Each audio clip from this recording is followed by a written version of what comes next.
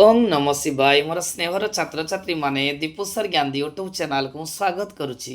आज पिलामाने मो plus two second year arts commerce science पिलामानक पई पुणी थरे एमआईएल ओडिया रो गोटे सुंदर वीडियो नहीं आसी। पिलामान देखो आज 80 मार्क रो एमआईएल ओडिया रो गोटे संपूर्ण वीडियो आज उपस्थापन करी। गद्य पद्य प्रबंध ग्रामर दरखास्त प्रत्येक क्वेश्चन गुड़ी को आज मुझे सुंदर भाव में तुम सहित आलोचना करी जहाँकि क्वेश्चन गुड़ी परीक्षा आसबार सुनिश्चित अच्छी यही टाइप रे परीक्षा क्वेश्चन गुड़ी आसो पे प्राक्ट करदेव। प्रथम क्वेश्चन पे प्रबंध विभाग को जीवा जहाँकि आमर एमसीक्यू पार्ट पिला देख आमर 5टी एमसीक्यू क्वेश्चन आसो प्रबंध रे। प्रथम क्वेश्चन कही पुष्पपुरर वर्षावरण प्रबंध रे दूत भाव में क्या ग्रहण करा जायछि। पिलामान देख पुष्पपुर वर्षावरण प्रबंधर प्राबंधिक किए ना कृष्णचंद्र पाणिग्राही। पिलामान देख यही गोटे धाड़ मध्य 2 मार्किया क्वेश्चन चली आसे तेणु प्रबंध और प्राबंधिक नाटा मन रखा। तेणु दूत भाव में क्या ग्रहण कराई डगर ना डाकबला ना हंस ना मेघ। उत्तर होची मेघ। नेक्स्ट क्वेश्चन शासन पद्धति गुड़िक मध्य क्यों शासन ही सर्वोत्कृष्ट। यहाँ पिला माने 3 तुंडर विषय आसी जे शासन पद्धति गुड़ी क्योंटी सर्वोत्कृष्ट एकछत्रवाद गणतंत्र राजतंत्र हूँ गणतंत्र। जे गणतंत्र अर्थ हूँ लोकमानकर शासन जेहेतु गणतंत्र शासन लोकमानकर शासन करा जाए से गणतंत्र शासन को सर्वोत्कृष्ट बोली कहा जाए। नेक्स्ट क्वेश्चन गोसेई को बाटरे भेटी 3 ठकों मध्यरु शेष जनक किए थिला।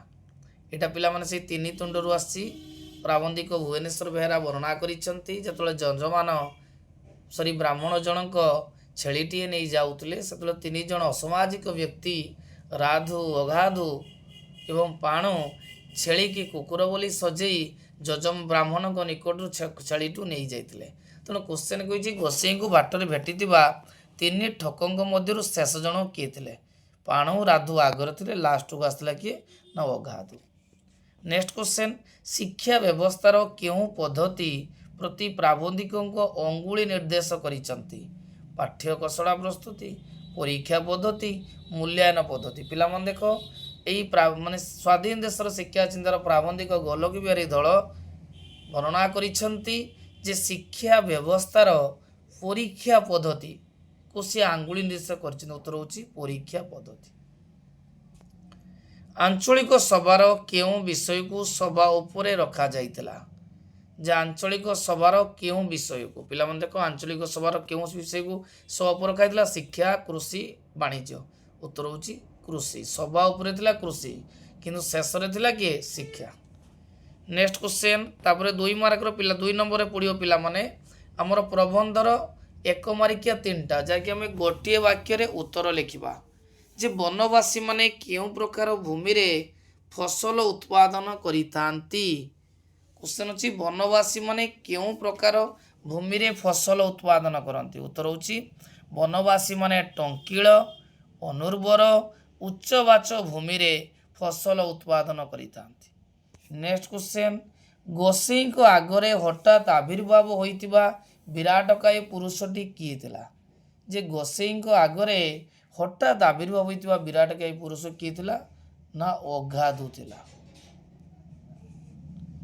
ग नंबर क्वेश्चन भारतीय छात्र माने पाठ पढ़ी सारा परे केउटू छाड़ी आसीबाकू चाहुनांती। एटा पिला माने स्वाधीन देशर शिक्षा चिंतार आसी जे भारतर छात्र माने पाठ पढ़ी सारा परे कोउडी ना अमेरिका रु छाड़ी आसीबाकू चाहुनांती। 2 नंबर पिला माने 3 नंबर आलोचना करिबा। 3 नंबर पिला माने क्वेश्चन हमर आसीबो जे प्रबंध रे 2 मार्किया 2टा पाखापाखि हमको 40 रु 50 टी शब्द रे लिखिबा पई पड़िबो। देखो पिला माने जे कोनोसी क्वेश्चन आसु हमको आगे प्रबंध ना लिखिते पड़िबो एवं प्राबंधिक ना लिखिते पड़िबो। प्रथम क्वेश्चन कहिछि भारतर सारभूता उत्कल भूमि को चिन्हिबा पई काहेकि बारिदर भ्रम हेबो नाही। आमे एटा को प्रबंध आसी पिला माने ना पुष्पपुर रे वर्षावरण। प्राबंधिक किए ना कृष्णचंद्र पाणिग्राही। जे भारतर सारभूता उत्कल भूमिर भौगोलिक स्थिति ही तार परिचय प्रदान करिबारे पूर्ण समर्थ बोली ପ୍ରାବନ୍ଧିକ କୃଷ୍ଣଚନ୍ଦ୍ର ପାଣିଗ୍ରାହୀ କହିଛନ୍ତି, ଉପକୂଳ ଅଞ୍ଚଳ ମହୋଦଧିର ବିଶାଳ ବେଳାରେ ବଳଇତା, ପୁଗ ପୁନାଙ୍ଗ ତାଳ ତମାଳ ଓ ନାରିକଳ ବନରେ ବିଷଭୀତ, ଆଉ ଅନ୍ୟ ଦିଗରେ ତୁଙ୍ଗ ଶିକାରୀ ସମାକୁଳ, ନିବିଡ଼ ବନରାଜିର ଅସରନ୍ତି ଶ୍ୟାମ ସବରେ, ପରିପୂର୍ଣ୍ଣ ପାର୍ବତ୍ୟା ଅଞ୍ଚଳ ଉତ୍କଳ ଭୂମିର ପରିଚୟ ପ୍ରଦାନକୁ ଯଥେଷ୍ଟ। ଦେଖ ପିଲାମାନେ, ଦ୍ୱିତୀୟ କ୍ୱେଶ୍ଚନ୍ କହିଛି ଯେ ଗଣତନ୍ତ୍ର ଶାସନ କହିଲେ କ'ଣ ବୁଝାଏ। ପିଲାମାନେ ଦେଖ, ଏଇଟା ଆମେ ପ୍ରଥମେ ଲେଖିବା। ପ୍ରବନ୍ଧର ନାଁ କ'ଣ? ନା ପ୍ରବନ୍ଧର ନାଁ ରହିଲା ତିନି ତୁଣ୍ଡରେ। ପ୍ରାବନ୍ଧିକ କିଏ? ନା କୃଷ୍ଣଚନ୍ଦ୍ର ପାଣିଗ୍ରାହୀ। ଦେଖ ପିଲାମାନେ, ଗଣତନ୍ତ୍ର ଶାସନ କହିଲେ କ'ଣ ବୁଝ? ଗଣ ଅର୍ଥ ହେଉଛି ଲୋକ, ତନ୍ତ୍ର ହେଲା ଶାସନ, ଯେଉଁଠି ଲୋକମାନଙ୍କ ଦ୍ୱାରା ଶାସନ କରାଯାଏ ତାକୁ ଗଣତନ୍ତ୍ର ଶାସନ ବୋଲି କହିବା। ଗଣତନ୍ତ୍ର ଶାସନରେ ପ୍ରଭୁ କିମ୍ବା ଦାସ, ଶାସକ କିମ୍ବା ଶୋଷିତର କୌଣସି ସ୍ଥାନ ନାହିଁ ଏବଂ ଗଣତନ୍ତ୍ର ଶାସନ ହେଉଛି ଲୋକମାନଙ୍କର, ଲୋକମାନଙ୍କ ପାଇଁ ଏବଂ ଲୋକମାନଙ୍କ ଦ୍ୱାରା। ଗୋ କ୍ୱେଶ୍ଚନ୍ ପିଲାମାନେ କହିଛି ଯେ ଆଜିକାଲି ସମସ୍ତେ ପାଠ ପଢ଼ି ସାରିବା ପର୍ଯ୍ୟନ୍ତ ଯୋଜନା ପକାଇ ରଖିଲେ କ'ଣ ହେବ? ଏଇଟା ପିଲାମାନେ କେଉଁ ବିଷୟରୁ ଆସିଛି? ନା ପ୍ରବନ୍ଧ ନାଁ ହେଉଛି ସ୍ୱାଧୀନ ଦେଶର ଶିକ୍ଷା ଚିନ୍ତା। ପ୍ରାବନ୍ଧିକ କିଏ? ନା ଗୋଲକ ବିହାରୀ ଧଳ। ଦେଖ ପିଲାମାନେ, ଯେ ଜାତିସଂଘ ତାଙ୍କ ରିପୋର୍ଟରେ କହିଛି ଯେ ଉନ୍ନୟନ କାର୍ଯ୍ୟ କାହା ପାଇଁ ପଛେଇଛି? ନା ଶିକ୍ଷା ପାଇଁ ପଛଉଛି। ତେଣୁ ଭାରତରେ କ'ଣ ହେଉଛି? ନା ଆମର ଆଜିକାଲି ଯୁଗ ଯୋଜନା ଯୁଗ କୁହାଯାଇଛି। କିନ୍ତୁ ଯଦି ଆମେ ଗୋଟେ କୃଷକକୁ ଯୋଜନା ବିଷୟରେ ବୁଝେଇବା, ଯଦି ସେ ଶିକ୍ଷିତ ହୋଇଥିବ ସେ ଯୋଜନାକୁ ବୁଝିପାରିବ। ସେଥିପାଇଁ ପ୍ରାବନ୍ଧିକ କହିଛନ୍ତି ଆଗେ ଶିକ୍ଷା ଦ୍ୱାରା ଲୋକମାନଙ୍କ ମନକୁ ସଜାଡ଼ିବା ଦରକାର, ତାହାପରେ ଯୋଜନା କଥା କହିଲେ ସେମାନେ ବୁଝିପାରିବେ। ନେକ୍ସଟ କ୍ୱେଶ୍ଚନ୍, 3 ମାର୍କିଆ କ୍ୱେଶ୍ଚନ୍ କହିଛି ପିଲାମାନେ। ଗୋଟିଏ ଆମକୁ କରିବା ପାଇଁ ପଡ଼ିବ 60ରୁ 80ଟି ଶବ୍ଦରେ। ପ୍ରଥମେ କିନ୍ତୁ ପିଲାମାନେ ଆମେ ଲେଖା ଓ ଲେଖକ ନାଁଟା ଆମକୁ ଲେଖିତେ ପଡ଼ିବ। ତାହାପରେ କେଉଁ ପ୍ରବନ୍ଧରୁ ଆସି ଲେଖିତେ ପଡ଼ିବ। ପ୍ରଥମେ ପ୍ରବନ୍ଧଟି ନାଁ ଏବଂ ଲେଖକ ନାଁ ଲେଖିଲେ 1 ମାର୍କ ଏବଂ ଉତ୍ତର ଲେଖିଲେ 2 ମାର୍କ। ପିଲାମାନେ ଦେଖ, 60ରୁ 80 ମଧ୍ୟରେ ଆଉ ଗୋଟିଏ କରତେ ପଡ଼ିବ। ପିଲାମାନେ ଦେଖ, 3 ମାର୍କିଆ ଖାଲି ମୁଁ କ୍ୱେଶ୍ଚନ୍ଟି କହିଦେଉଛି, କେଉଁ ବିଷୟରୁ ଆସିଛି କହିଦେଉଛି। ପରବର୍ତ୍ତୀ ଭିଡ଼ିଓରେ ମୁଁ ଆଲୋଚନା କରିବି, କାରଣ ଭିଡ଼ିଓଟି ବହୁତ ଲେନ୍ଥି ହେଇଯିବ, ସେଥିପାଇଁ ମୁଁ ଆଲୋଚନା। ଦେଖ ପିଲାମାନେ, ପ୍ରଥମ କ୍ୱେଶ୍ଚନ୍ କହିଛି, କୋଣାର୍କ ଦୃପ୍ତ ଗର୍ବିତ ଜାତିର ପରାକ୍ରମର ପ୍ରତୀକ ଆଲୋଚନା କର। ଦେଖ ପିଲାମାନେ, କେଉଁ ବିଷୟରୁ ଆସିଛି? ନା ପ୍ରବନ୍ଧ ନାଁ ହେଉଛି ପୁଷ୍ପପୁରରେ ବର୍ଷାବରଣ। ପ୍ରାବନ୍ଧିକ କିଏ? କୃଷ୍ଣଚନ୍ଦ୍ର ପାଣିଗ୍ରାହୀ। ଏଠାରେ ସେ କୋଣାର୍କ ଦୃପ୍ତ ଗର୍ବିତ ଜାତିର ପରାକ୍ରମର ପ୍ରତୀକ ବୋଲି ବର୍ଣ୍ଣନା କରିଛନ୍ତି, କାରଣ କୋଣାର୍କର ଯେଉଁ କାରୁକାର୍ଯ୍ୟ ଅଛି ଏହା ବିଶ୍ୱବିଖ୍ୟାତ। ତାପରେ କ୍ୱେଶ୍ଚନ୍ କହିଛି, କ'ଣ କଲେ ଶିକ୍ଷା ଓ ଯୋଜନା ମଧ୍ୟରେ ସମନ୍ୱୟ ଆସିପାରିବ? ଏଇଟା ପିଲାମାନେ ଆମର ପ୍ରବନ୍ଧ ନାଁ ହେଉଛି ସ୍ୱାଧୀନ ଦେଶର ଶିକ୍ଷା ଚିନ୍ତା। ପ୍ରାବନ୍ଧିକ ଅଛନ୍ତି ଗୋଲକ ବିହାରୀ ଧଳ। ଏଠାରେ ସେ ବର୍ଣ୍ଣନା କରିଛନ୍ତି ଯେ ଆମ ଦେଶରେ ଯଦି ଶିକ୍ଷାର ପ୍ରସାର ଘଟିବ, ଲୋକମାନେ ଯଦି ଶିକ୍ଷିତ ହୋଇଯିବେ, ତାହେଲେ ସରକାର ଯୋଜନା କଥା କହିଲେ ସେ ବୁଝିପାରିବେ। ସେଥିପାଇଁ ଶିକ୍ଷା ଦ୍ୱାରା ଆଗେ ମନରେ ସଜଡ଼ାଯିବ ଏବଂ ତାହାପରେ ଯୋଜନା କଥା କହିଲେ ସେମାନେ ବୁଝିପାରିବେ ବୋଲି ପ୍ରାବନ୍ଧିକ କହିଛନ୍ତି। ନେକ୍ସଟ କ୍ୱେଶ୍ଚନ୍ ପିଲାମାନେ, ଲଙ୍ଗ କ୍ୱେଶ୍ଚନ୍ ପିଲାମାନେ ଯିବା। ଲଙ୍ଗ କ୍ୱେଶ୍ଚନ୍ ଦେଖ ପିଲାମାନେ, ଏ ବର୍ଷର ବହୁତ ଇମ୍ପୋର୍ଟାଣ୍ଟ କ୍ୱେଶ୍ଚନ୍ ପିଲାମାନେ ଆଲୋଚନା କରିବା। ଆଉ ଏଇ କ୍ୱେଶ୍ଚନ୍ଟି ପରୀକ୍ଷାରେ ସୁନିଶ୍ଚିତ ଆସିବ ପିଲାମାନେ। ଆଜି ବି କହିଦେଉଛୁ, ଭିଡ଼ିଓ ଦେଖି ସାରିବା ପରେ ଏକ୍ଜାମ୍ ଦେଇ ଆସି କହିବ ଯେ ପୁଷ୍ପପୁର ବର୍ଷାବରଣ ପ୍ରବନ୍ଧରେ ପ୍ରାବନ୍ଧିକ ଉତ୍କଳର ଯେଉଁ ଭୌଗୋଳିକ ଚିତ୍ର ଉପସ୍ଥାପନ କରିଛନ୍ତି ଆଲୋଚନା କର। ଏଇଟା ପିଲାମାନେ ପୁଷ୍ପପୁରରେ ବର୍ଷାବରଣ ପ୍ରବନ୍ଧରୁ ଆସିଛି। ପ୍ରାବନ୍ଧିକ କୃଷ୍ଣଚନ୍ଦ୍ର ପାଣିଗ୍ରାହୀ ଉତ୍କଳର ଭୌଗୋଳିକ ଚିତ୍ରକୁ ବାରିବାହ ମାଧ୍ୟମରେ ବର୍ଣ୍ଣନା କରିଛନ୍ତି। ଦ୍ୱିତୀୟ କ୍ୱେଶ୍ଚନ୍ ପିଲାମାନେ ଅଛି, ପ୍ରଚାର ଶକ୍ତି ବଳରେ ଜିତିଥିବା ଗୁଣହୀନ ନୀତିହୀନ କେତେକ ପ୍ରତିନିଧିଙ୍କ କଥା ଉତ୍ଥାପନ କାଳରେ ପ୍ରାବନ୍ଧିକ ଯେଉଁ ପ୍ରସଙ୍ଗରେ ଉପସ୍ଥାପନ କରିଛନ୍ତି ତାହା ବର୍ଣ୍ଣନା କର। ପିଲାମାନେ ଦେଖ, ଏଇଟା 3 ତୁଣ୍ଡରେ ବିଷୟରୁ ଆସିଛି। 3 ତୁଣ୍ଡର ପ୍ରାବନ୍ଧିକ ହେଲେ ଭୁବନେଶ୍ୱର ବେହେରା। ଏଇଟା ପିଲାମାନେ ବହୁତ ଇମ୍ପୋର୍ଟାଣ୍ଟ କ୍ୱେଶ୍ଚନ୍। ପୁଷ୍ପପୁରରେ ଲଙ୍ଗ କ୍ୱେଶ୍ଚନ୍ ଏବଂ 3 ତୁଣ୍ଡରେ କରିଥିଲେ ପିଲାମାନେ ନିଶ୍ଚୟ ପାଇବା। ଏବେ ଆଲୋଚନା ପିଲାମାନେ ଗ୍ରୁପ ବି କୁ ଯିବା। ଗ୍ରୁପ ବି ର ପ୍ରଥମେ ଆମେ କବିତା ବିଭାଗକୁ ଆଲୋଚନା କରିବା। ପ୍ରଥମେ MCQ କ୍ୱେଶ୍ଚନ୍ 5ଟା ପଡ଼ିବ। ପ୍ରଥମ କ୍ୱେଶ୍ଚନ୍ କହିଛି, କେଶରୀ ଔରସେ ତୁମ୍ଭେ ସିଂହାସନ ଏହା କାହାକୁ କୁହାଯାଇଛି? ଦେଖ ପିଲାମାନେ, କେଶରୀ ଔରସେ ତୁମ୍ଭେ ସିଂହାସନ ଏଇଟା କେଉଁ ବିଷୟରୁ ଆସିଛି? ନା ବଡ଼ପଣ କବିତାରୁ ଆସିଛି। ବଡ଼ପଣ କବିତାରେ କବି ରାଧାନାଥ ରାୟ ବର୍ଣ୍ଣନା କରିଛନ୍ତି କେଶରୀ ଔରସ ତୁମ୍ଭେ ସିଂହାସନ। ତାର ଅର୍ଥ ହେଉଛି କବିଙ୍କ ସମୟରେ ଯେଉଁ ରାଜାମାନେ ଥିଲେ ତାଙ୍କୁ ଶ୍ୱାନ ବୋଲି କହିଛନ୍ତି ଏବଂ ତାଙ୍କର ପିତୃଗଣକୁ କେଶରୀ ବୋଲି କହିଛନ୍ତି। ସେ କହିଛନ୍ତି ଯେ ସିଂହଠାରୁ ତମେ କୁକୁର ଜନ୍ମ ନେଇଛ ବା କେଶରୀ ଔରସେ ତୁମ୍ଭେ ସିଂହାସନ। ଏଠାରେ କାହା କହିଛନ୍ତି? ନା ଦରବାରରେ ଯୋଗ ଦେଇଥିବା ରାଜାମାନଙ୍କୁ କହିଛନ୍ତି ଯେ ତୁମର ପୂର୍ବବର୍ଷ ମାନେ ସିଂହ ଥିଲେ, ତମେ ତାଙ୍କ ଗୋତ୍ରରୁ କୁକୁରମାନ ଜନ୍ମ ନେଇଛ। ନେକ୍ସଟ କ୍ୱେଶ୍ଚନ୍, ଦାନ ବାରିଧି ବୋଲି ସୀତା କାହାକୁ ସମ୍ବୋଧନ କରିଛନ୍ତି? ଏଇଟା ପିଲାମାନେ ତପସ୍ୱିନୀରୁ ପତ୍ର ଆସିଛି ଯେ ଦାନ ବାରିଧି ବୋଲି ସୀତା ରାମଚନ୍ଦ୍ରଙ୍କୁ କହିଛନ୍ତି, କାରଣ ରାମଚନ୍ଦ୍ର ସଦାସର୍ବଦା ଦାନ କରିଥାନ୍ତି, ସେଥିପାଇଁ ତାଙ୍କୁ ଦାନ ବାରିଧି ବୋଲି ସୀତା ସମ୍ବୋଧନ କରିଛନ୍ତି। ନେକ୍ସଟ କ୍ୱେଶ୍ଚନ୍, ଦେବତାର ବର ଶତାବ୍ଦୀର ସିଂହଦ୍ୱାରରୁ କିଏ ଆଣିଛି? ଦେବତାର ବର ଏଇଟା କେଉଁ ବିଷୟରୁ ଆସିଛି? ନା ବାର୍ତ୍ତା କବିତାରୁ ଆସିଛି। ବାର୍ତ୍ତା କବିତାର ସଚିଦାନନ୍ଦ ରାଉତରାୟ ବର୍ଣ୍ଣନା କରିଛନ୍ତି ଯେ ଶତାବ୍ଦୀର ସିଂହ ଦ୍ୱାରରୁ ଦେବତାମାନଙ୍କର ବର କିଏ ଆଣିଛି? ଦୂତ ଆଣିଛି। କେଉଁ ଆଣିଛି? ନା ଭବିଷ୍ୟତର ବାର୍ତ୍ତା ନେଇ ଦୂତ ଆସିଛି। ଯେ ଶତାବ୍ଦୀର ସିଂହ ଦ୍ୱାରରୁ ଦୂତ ଭବିଷ୍ୟତର ବାର୍ତ୍ତା ନେଇ ଆସିଛି, ତାଙ୍କୁ ଦେବତାମାନେ ପଠାଇଛନ୍ତି। ନେକ୍ସଟ କ୍ୱେଶ୍ଚନ୍ ପିଲାମାନେ, ଯେ ଅନୁଭବୀ ନେତ୍ରରେ କ'ଣ ଦେଖାଯାଏ? ଯେ ଅନୁଭବୀ ନେତ୍ରରେ କ'ଣ ଦେଖାଯାଏ? ପିଲାମାନେ ଦେଖ, ଅନୁଭବୀ ନେତ୍ରରେ କ'ଣ ଦେଖାଯାଏ? ଏଇଟା ପିଲାମାନେ ବନ୍ଦୀର ବିରହ ବ୍ୟଥା କବିତାରୁ ଆସିଛି। ଏଠାରେ ମୁଁ କାହିଁକି କବି ନା ପିଲାମାନେ କହିଦେଉ ଦେଖ, କାରଣ ଏ କ୍ୱେଶ୍ଚନ୍ ଗୁଡ଼ିକ 1 ମାର୍କିଆ ଅଛି, ଏଇଟା 2 ମାର୍କିଆ 3 ମାର୍କିଆ ବି ଚାଲି ଆସିବ। ତେଣୁ କବିଙ୍କ ନାଁ ଏବଂ କବିତା ନାଁ ମନେ ରଖିଲେ 1 ମାର୍କ ପାଇବା ଏବଂ ତା ବିଷୟରେ ଲେଖିଲେ ମଧ୍ୟ ନମ୍ବର ପାଇବା। ଅନୁଭବୀ ନେତ୍ରରେ କ'ଣ ଦେଖାଯାଏ? ନା ଅନୁଭବୀ ନେତ୍ରରେ ପ୍ରେମିକା ଆନନ୍ଦ ଭିତରେ ଥିବା ବିଷାଦ ରେଖା ଦେଖାଯାଏ। କବି ବା ପଣ୍ଡିତ ଗୋପବନ୍ଧୁ ଦାସ ବର୍ଣ୍ଣନା କରିଛନ୍ତି ଅନୁଭବୀ ନେତ୍ର କେବଳ ପ୍ରେମିକା ଭିତରେ ଥିବା ଆନନ୍ଦ ଭିତରେ ଥିବା ବିଷାଦ ରେଖାକୁ ଦେଖିପାରିବ। ବାର୍ତ୍ତା କବିତାଟି କବିଙ୍କର କେଉଁ କବିତା ସଂକଳନରୁ ଆସିଛି? ପିଲାମାନେ ଦେଖ, ବାର୍ତ୍ତା କବିତାଟି କବିଙ୍କର ପାଣ୍ଡୁଲିପି ସଂକଳନରୁ ଆସିଅଛି। ନେକ୍ସଟ କ୍ୱେଶ୍ଚନ୍ ପିଲାମାନେ, ଏବେ ଗୋଟିଏ ବାକ୍ୟରେ ଉତ୍ତର ଦିଅ ଆଲୋଚନା କରିବା। ଯେମିତିକି ଆମର ପ୍ରବନ୍ଧରେ ଗୋଟିଏ ବାକ୍ୟରେ 3 ମାର୍କ ଆସୁଛି, ସେମିତିକା କବିତାରେ ମଧ୍ୟ ଗୋଟିଏ ବାକ୍ୟରେ ଉତ୍ତର ଦିଅ 3ଟି ଆସିବ। ଲକ୍ଷ୍ୟ ଶଶୀ ବୋଲି କାହାକୁ କୁହାଯାଇଛି? ଯେ ଲକ୍ଷ୍ୟ ଶଶୀ ବୋଲି କାହାକୁ କୁହାଯାଇଛି? ଲକ୍ଷ୍ୟ ଶଶୀ ବୋଲି ପିଲାମାନେ କାହାକୁ କୁହାଯାଇଛି? ଯେ କବିଙ୍କ ବା ଏଇଟା ଆମର ବଡ଼ପଣ କବିତାରୁ ଆସିଛି। କବି ରାଧାନାଥ ରାୟ ବର୍ଣ୍ଣନା କରିଛନ୍ତି ସେ ସମୟର ରାଜା ଓ ଜମିଦାର ଗୋଷ୍ଠୀ ଯେଉଁମାନେ ନିଜକୁ ଲକ୍ଷ୍ୟ ପଶୀ ବୋଲି କହୁଛନ୍ତି, ସେଇମାନଙ୍କୁ କବି ଲକ୍ଷ୍ୟ ଶଶୀ ବୋଲି କହିଛନ୍ତି। ନେକ୍ସଟ କ୍ୱେଶ୍ଚନ୍, ସୀତା ରାମଚନ୍ଦ୍ରଙ୍କୁ କ'ଣ ଜଣାଇ ଦେବାକୁ ଲେଖିଥିଲେ? ସୀତା ରାମଚନ୍ଦ୍ରଙ୍କୁ କ'ଣ ଜଣାଇ ଦେବାକୁ ଲେଖିଥିଲେ? ପିଲାମାନେ ଦେଖ, ଏଇଟା ତପସ୍ୱିନୀ ପତ୍ରରୁ ଆସି କବି ଗଙ୍ଗାଧର ମେହର ବର୍ଣ୍ଣନା କରିଛନ୍ତି। ଯେତେବେଳେ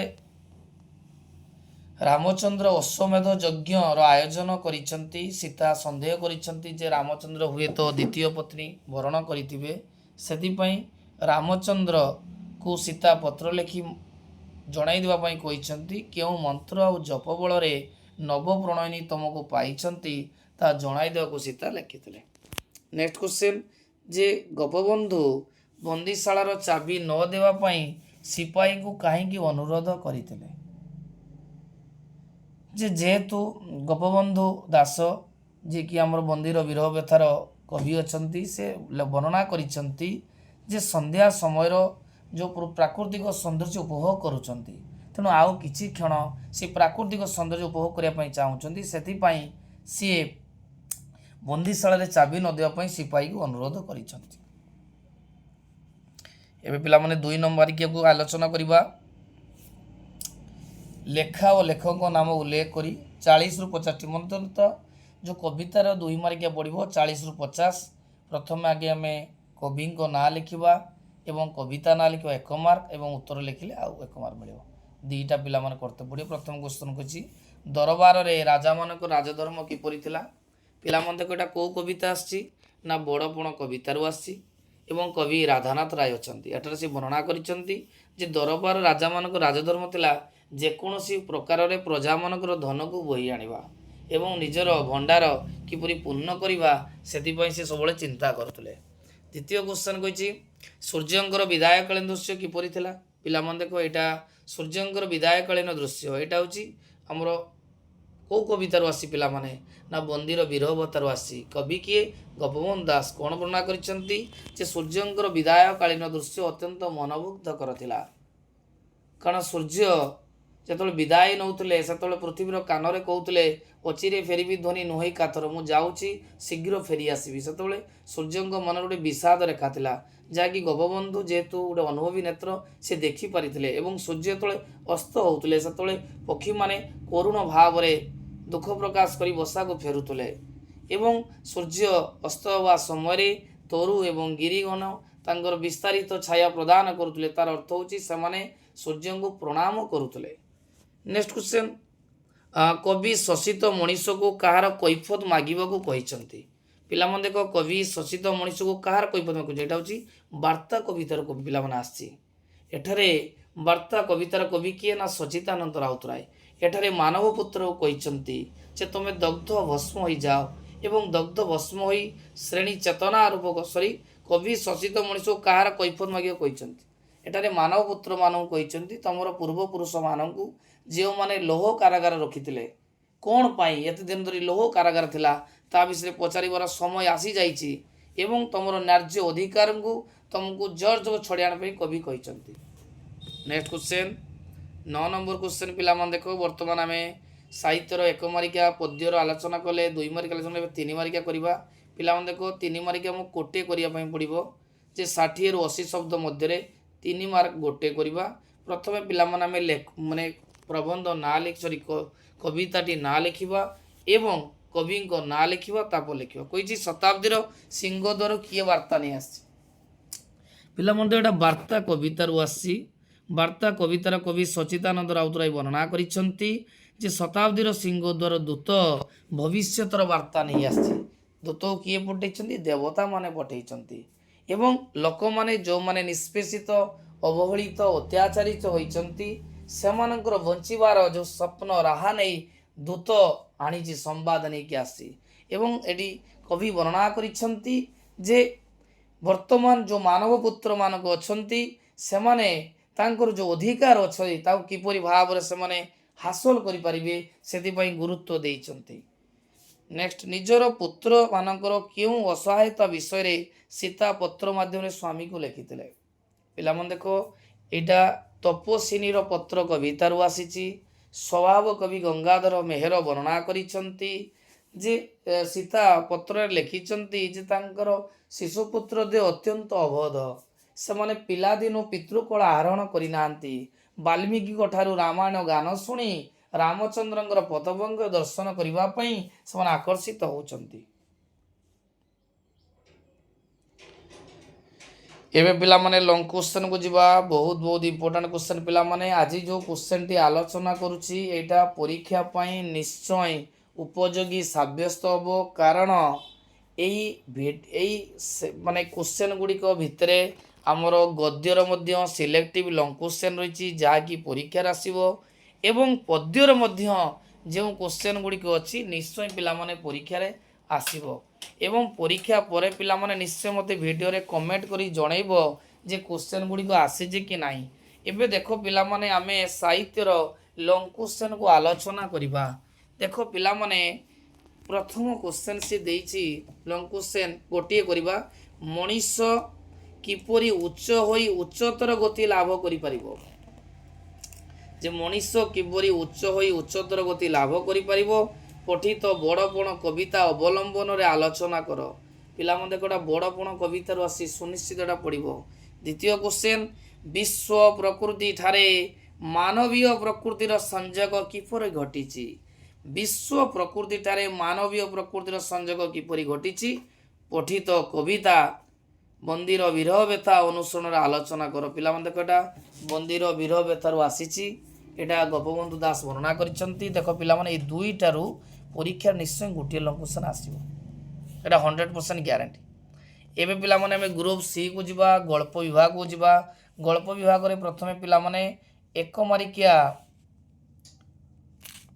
ପାଞ୍ଚଟି ରହିଛି ପିଲାମାନେ ଆଲୋଚନା କରିବା। ପ୍ରଥମେ କ୍ୱେଶ୍ଚନ୍ ଅଛି, ନୂଆ ଜମିଦାରଙ୍କର ବିବାହ ପାଇଁ କେଉଁଠାରେ କନ୍ୟା ଠିକ୍ ହୋଇଥିଲା? ନୂଆ ଜମିଦାରଙ୍କ ବିବାହ ପାଇଁ କେଉଁଠାରେ କନ୍ୟା ଠିକ୍ ହୋଇଥିଲା? ପିଲାମାନେ ଦେଖ, ସଭ୍ୟ ଜମିଦାର ଗଳ୍ପର ଗାଳ୍ପିକ ଫକୀରମୋହନ ସେନାପତି ବର୍ଣ୍ଣନା କରିଛନ୍ତି। ନୂଆ ଜମିଦାର କିଏ? ନା ରାଜୀବ ଲୋଚନ। ତାଙ୍କ ପାଇଁ କେଉଁଠି କନ୍ୟା ଠିକ୍ ହେଇଥିଲା? ନା କଲିକତାରେ। କନ୍ୟାଟିର ପିଲା ନାଁ କ'ଣ ଥିଲା? ନା ନୟନ ତାରା ଦୁଃଖ ପାସରା। ଦ୍ୱିତୀୟ କ୍ୱେଶ୍ଚନ୍, ଯେଉଁ ପତାକା ପାଇଁ ଅରୁ ପ୍ରାଣବଳି ଦେଇଛି ସେ ପତାକା ଯୁଗେ ଯୁଗେ ରହିବ ଉନ୍ନତ ହୋଇ, କିଏ କହିଛନ୍ତି? ପିଲାମାନେ ଏଇଟା ପତାକା ଉତ୍ତୋଳନରୁ ଆସିଛି। ଗାଳ୍ପିକ ହେଲେ ସୁରେନ୍ଦ୍ର ମହାନ୍ତି। ପିଲାମାନେ ଦେଖ, ମୁଁ କାହିଁକି ଗାଳ୍ପିକଙ୍କ ନାଁ କହୁଛି ଆଉ ବିଷୟ ନା, କାରଣ ଏଇ କ୍ୱେଶ୍ଚନ୍ ବି 2 ମାର୍କିଆ 3 ମାର୍କିଆ ଆସିବ। ତେଣୁ ଯେଉଁ ପତାକା ପାଇଁ ଅରୁ ପ୍ରାଣବଳି ଦେଇଛି ସେ ପତାକା ଯୁଗେ ଯୁଗେ ରହିବ ଉନ୍ନତ, ଏଇଟା କିଏ କହିଛନ୍ତି? ନା ହେମମାଳୀ ଦେବୀ କହିଛନ୍ତି। ସୋମନାଥ ମହାପାତ୍ରଙ୍କ ଧର୍ମପତ୍ନୀ କହିଛନ୍ତି। ତୃତୀୟ କ୍ୱେଶ୍ଚନ୍, ଅଶୋକଙ୍କ ଶୈଶବ କେଉଁଠି କଟିଥିଲା? ପିଲାମାନେ ଏଇଟା ରୂପନାରାୟଣ ସାହା ଗଳ୍ପରୁ ଆସିଛି। ଗାଳ୍ପିକ ଅଖିଳ ମୋହନ ପଟ୍ଟନାୟକ ବର୍ଣ୍ଣନା କରିଛନ୍ତି ଯେ ତାଙ୍କର ଯେଉଁ ଅଶୋକଙ୍କ ଶୈଶବ କେଉଁଠି କରିଥିଲା? ନା ବନାରସରେ କରିଥିଲା। କାହିଁକି? ନା ତାଙ୍କ ବାପା ଯେହେତୁ ବନାରସରେ ମିଲିଟାରୀ ଡାକ୍ତର ଥିଲେ, ସେଥିପାଇଁ ତାଙ୍କର ପିଲାଦିନ ବନାରସରେ କଟିଥିଲା।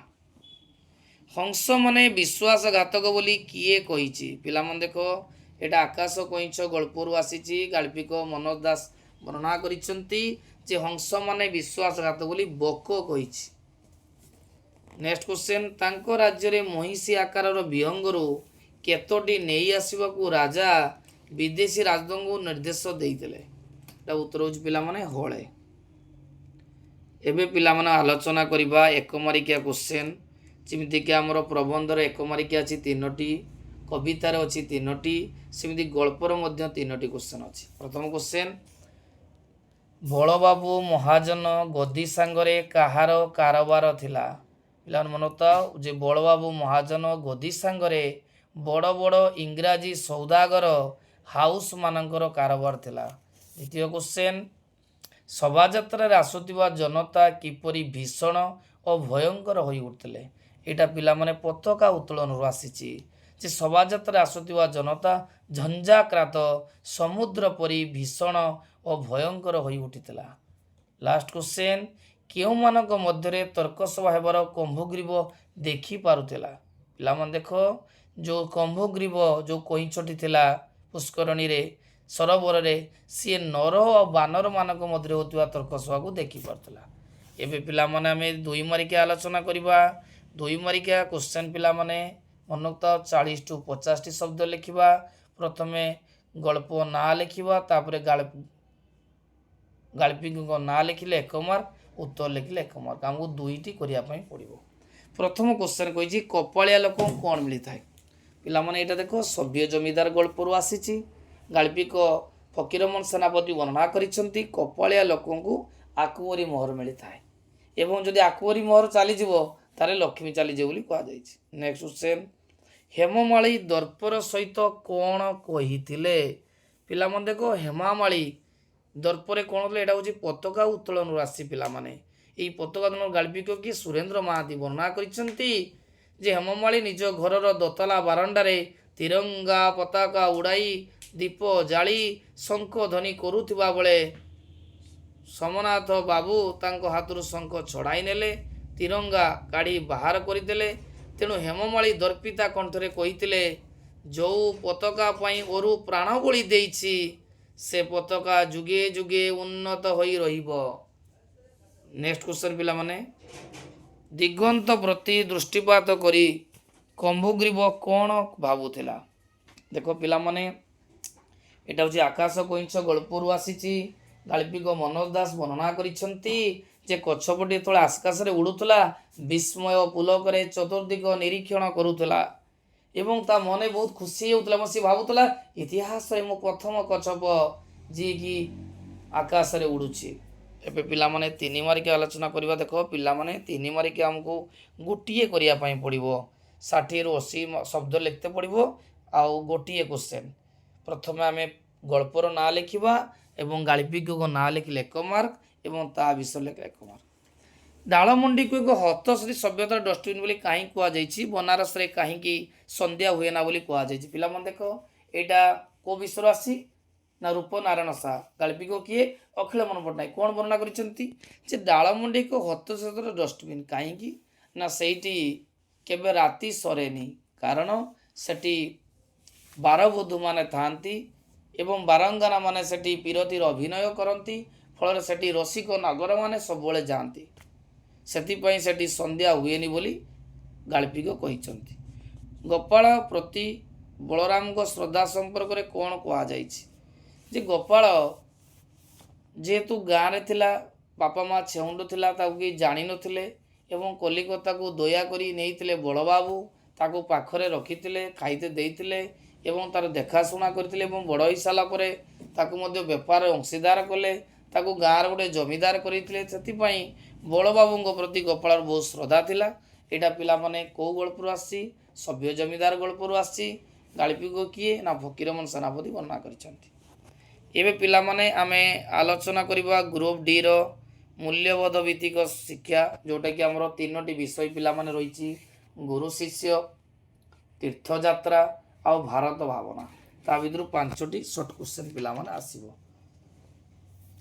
ପ୍ରଥମ କ୍ୱେଶ୍ଚନ୍ କୁହାଯାଇଛି ଯେ ଭାରତ ଭାବନା କବିତାରେ କବି ଭାରତ ଭାବନା 5 ମାର୍କ ପିଲାମାନେ ପଡ଼ିବ। ଭାରତ ଭାବନା କବିତାରେ କବି କାହାର ଉପଦେଶ ବାଣୀ ଖୋଜି ଖୋଜି ନିରାଶ ହେଲେ? ପିଲାମାନେ ଦେଖ, ଭାରତ ଭାବନା କବି କିଏ? ନା ମଧୁସୂଦନ ରାଓ।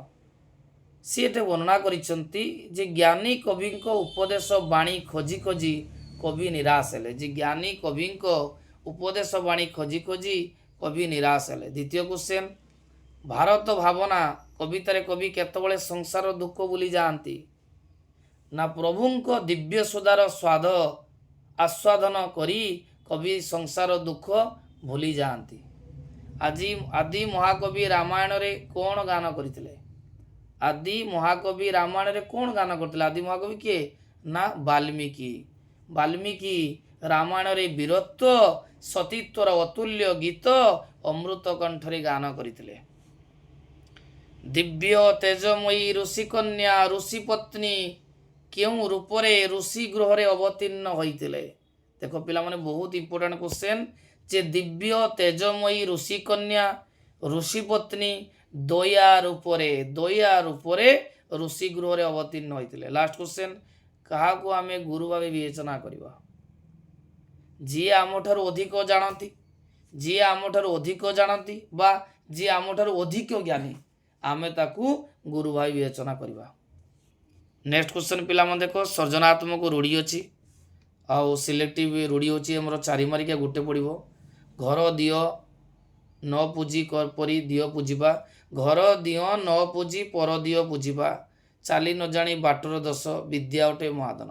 ଦେଖ, ଏଇ ସର୍ଜନାତ୍ମକ ରୂଢ଼ି ଲେଖିବ, ନହେଲେ ଆମେ ପିଲାମାନେ କ'ଣ କରିପାରିବା ନା ଅନୁଚ୍ଛେଦଟିକୁ ପଢ଼ି ତାର ଭାବଧାରାକୁ 1/3 ଲେଖିବା। ଆମର ବହୁତ ବଡ଼ ପେସେଜ ଦେଇଛି, ମୁଁ ସ୍କ୍ରଲ୍ କରିଦେଉଛି। ଦେଖ ପିଲାମାନେ, ଏଇଟା ବହୁତ ବଡ଼ ଦେଇଛି, ଆମେ ତାକୁ କ'ଣ କରିବା? ତାକୁ 1/3ରେ କରିବା। 1/3 ବାକ୍ୟରେ ଲେଖିବା। ତାମାନେ ଆଜ୍ଞା ପେସେଜଟିକୁ ଅନୁଧ୍ୟାନ କରି 4-5 ଥର ପଢ଼ିବା, ଯେ ଏଇଟା ମେନ୍ ପଏଣ୍ଟ ତାଙ୍କୁ ଆମେ ନଜର କରିବା ଏବଂ ମେନ୍ ପଏଣ୍ଟକୁ ତାକୁ ଆମେ ପରୀକ୍ଷାରେ ଲେଖିଦେବା। ମାନେ ଧର ଯେଉଁ 200 ୱାର୍ଡ଼ କି 300 ୱାର୍ଡ଼ ଅଛି, ତେଣୁ 1/3 କଲେ ତାର 3 ଭାଗରୁ ଭାଗି ଆମେ ତ ଲେଖିଦେବା। ଦରଖାସ୍ତ ପତ୍ର ଲିଖନ ପିଲାମାନେ ବହୁତ ଇମ୍ପୋର୍ଟାଣ୍ଟ ଏଥିରେ ଅଛି। ସମ୍ବାଦ ପଠନର ଆବଶ୍ୟକତା ଭିତ୍ତି କରି ତୁମେ ତୁମ ସାନ ଭଉଣୀ ନିକଟକୁ ଏକ ଉପଦେଶମୂଳକ ପତ୍ର ଲେଖ, 5 ମାର୍କ ପଡ଼ିବ। କିମ୍ବା ପିଲାମାନେ ଆମେ ଲେଖିବା କଲେଜର ନୂତନ ଗୃହ ନିର୍ମାଣ ପାଇଁ ଏକ ଟେଣ୍ଡର ପ୍ରସ୍ତୁତ କର। ଏବେ ପିଲାମାନେ ଆମେ ଗ୍ରାମାରକୁ ଯିବା। ଗ୍ରାମାର ପିଲାମାନେ ଆଲୋଚନା କରିବା, ଯାହାକି ପରୀକ୍ଷାରେ ବହୁତ ଇମ୍ପୋର୍ଟାଣ୍ଟ କ୍ୱେଶ୍ଚନ୍। ବହୁତ ଅଳ୍ପ ସମୟରେ ଅଧିକ ନମ୍ବର ରଖିବା। ଗ୍ରାମାରରେ ପରିଶ୍ରମ ବହୁତ କମ୍ କରିବା, କିନ୍ତୁ ଅଧିକ ନମ୍ବର ରହିବ। ପ୍ରଥମ କ୍ୱେଶ୍ଚନ୍ ପିଲାମାନେ ଅଛି ଯେ ବିପରୀତ ଶବ୍ଦ ଲେଖ। ଅସୀମ। ପିଲାମାନେ ଦେଖ, ଅସୀମର ବିପରୀତ କ'ଣ?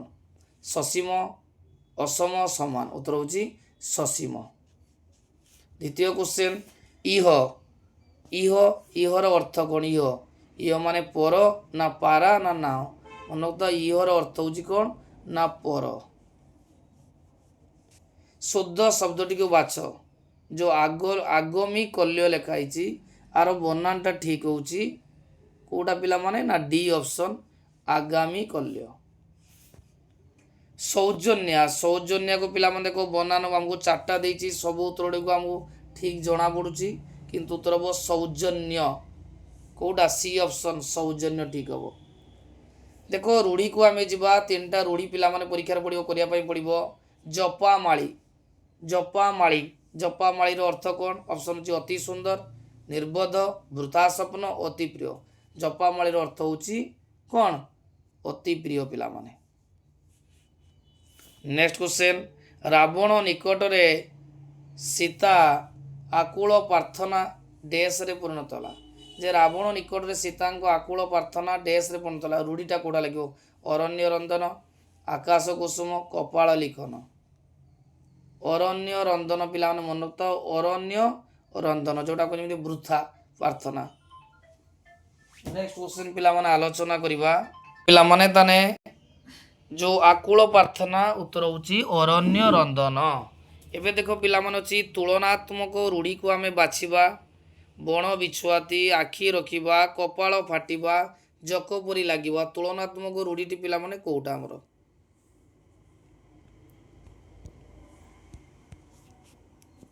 उत्तर पिला मन अछि तुलनात्मक रूढ़ी केटा हो जकपुरी लागिबा मन तो पिला माने तुलनात्मक रूढ़ी होची कोन ना जकपुरी लागिबा। नेक्स्ट क्वेश्चन निम्नलिखित एक उक्ति गुड़ी को एक पदरे प्रकाश कर। प्रथम देछि अतिशय